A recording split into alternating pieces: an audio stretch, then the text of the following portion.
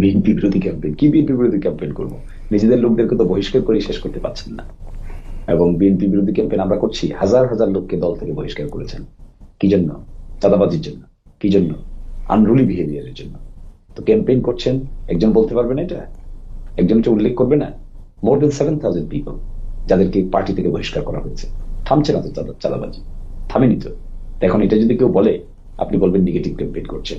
আর knowledge base বলতে কি বোঝাচ্ছেন? আমরা নলেজ বেজ নয়? দেখুন না, আমরা যে রূপরেখা তুলে ধরবো এবং যে আলোচনা আমরা করেছি দেশি বিদেশি এক্সপার্টদের নিয়ে, এই ইউরোপে, আমেরিকায়, অস্ট্রেলিয়ায়, কানাডায়, ফ্রান্সে, ইটালিতে বসবাসকারী বিশ্ববিদ্যালয়ের শিক্ষকরা আমাদের পলিসি মেকিং অংশগ্রহণ করেছেন। পলিসি আমরা ফর্মুলেট করেছি, পলিসিগুলো আমরা উপস্থাপন করব।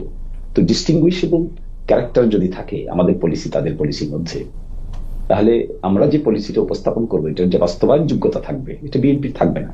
কারণ বিএনপি তে করাপশন এ টু জেড বিরাজমান। করাপশনের জায়গা থেকে বাংলাদেশে জামাত ইসলামী যা ডেলিভারি দিতে পারবে, এটা অন্য কোনো পলিটিক্যাল পার্টির পক্ষে দেওয়া পসিবল না।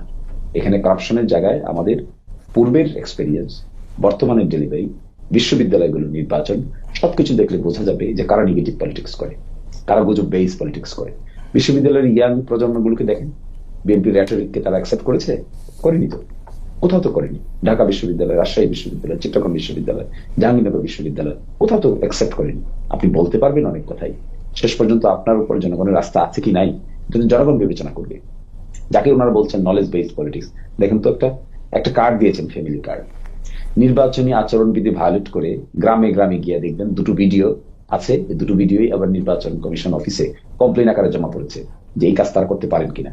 তারা টাকা দিয়ে দিচ্ছেন, এখানে দেখবেন দুইটা বক্তৃতা আছে, এই বক্তৃতাটাকে অ্যানেক্স করে নির্বাচন কমিশনের অফিসে কমপ্লেন আকারে জমা পড়েছে। এগুলো নলেজ বেজ হলো? Is this the approach? Knowledge base হওয়া উচিত ছিল কি, নির্বাচনী আচরণ বিধি মেনে আপনি কোনটা করতে পারবেন কোনটা করতে পারবেন না সেটা নিয়ে আপনি অ্যাপ্রোচ করবেন। প্রথমটাই শুরু করেছেন এমন এক কর্মকাণ্ড দিয়ে যেটি সম্পূর্ণভাবে নির্বাচনী আচরণ বিধি ভঙ্গ। তাই নলেজ বেজ হলো কোথায়? স্পেশাল নলেজটা কি আমি তো এটাই বুঝতে পারছি না। Where is the special knowledge BNP is nurturing nowadays? কোন স্পেশাল বেজ নলেজটা আমাদের সামনে উপস্থাপন করেছেন, যা আমরা বুঝি না, যা আমরা জানি না, যা আমরা উপস্থাপন করিনি, যা আমরা জনগণের সামনে হাজির করতে পারবো না? এই ধরনের স্পেশাল নলেজটা কি? এটাও তো আমরা এখন বুঝতে পারি না বিএনপির পলিসি মেকিং থেকে।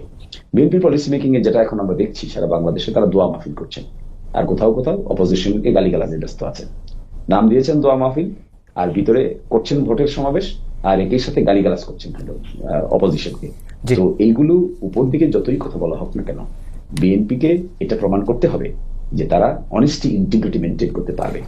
অনেস্টি ইন্টিগ্রিটি যদি মেনটেন করা না যায়, কোন নলেজ বেসড পলিটিক্সই শেষ পর্যন্ত কার্যকর করা সম্ভব হবে। জি, অ্যাডভোকেট শিশির মনির।